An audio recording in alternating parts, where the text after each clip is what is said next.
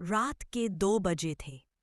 पूरा शहर सो चुका था, लेकिन अर्जुन अब भी अपनी छोटी सी रेडियो रिपेयर दुकान में बैठा एक पुरानी जंग लगे रेडियो को ठीक करने की कोशिश कर रहा था।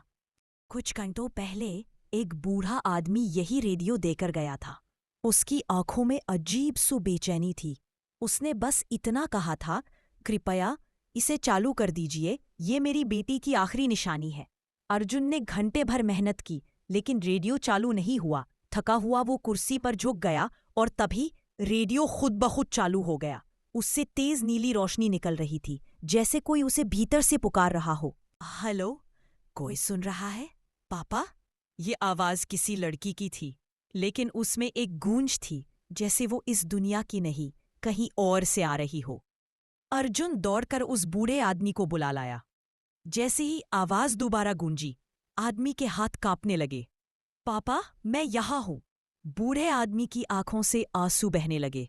उसने कहा, ये मेरी बेटी की आवाज है, जो 10 साल पहले गायब हो गई थी।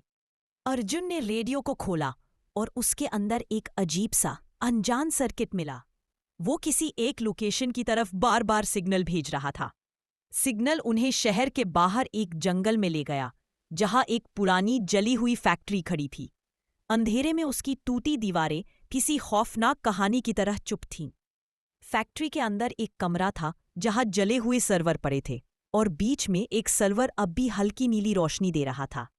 स्क्रीन पर लिखा था, lost brain wave log, Anita, अब मैं चैन से जा सकती हूँ। ये उसके आखिरी पलों का डिजिटल रिकॉर्ड था। वो भौतिक रूप से शायद इस दुनिया में नहीं थी, लेकिन उसकी यादें, उसकी आवाज उसी सर्वर में कैद होकर अपने पिता को पुकार रही थी। जैसे जैसे रोशनी कम होती गई, रेडियो की आवाज भी धीरे धीरे खामोश होती गई। बूढ़ा आदमी रेडियो को सीने से लगाकर वहीं बैठ गया। अर्जुन उस सन्नाटे को देखता रहा और सोचता रहा, क्या इंसान सच में कभी चला जाता है, या उसकी आवाज कहीं न कहीं हमेशा गूंजती रहती है। ये थी द लास्ट सिग्नल। अगर आपको ऐसी कहानियां पसंद हैं, तो वीडियो को लाइक और सब्सक्राइब जरूर करें।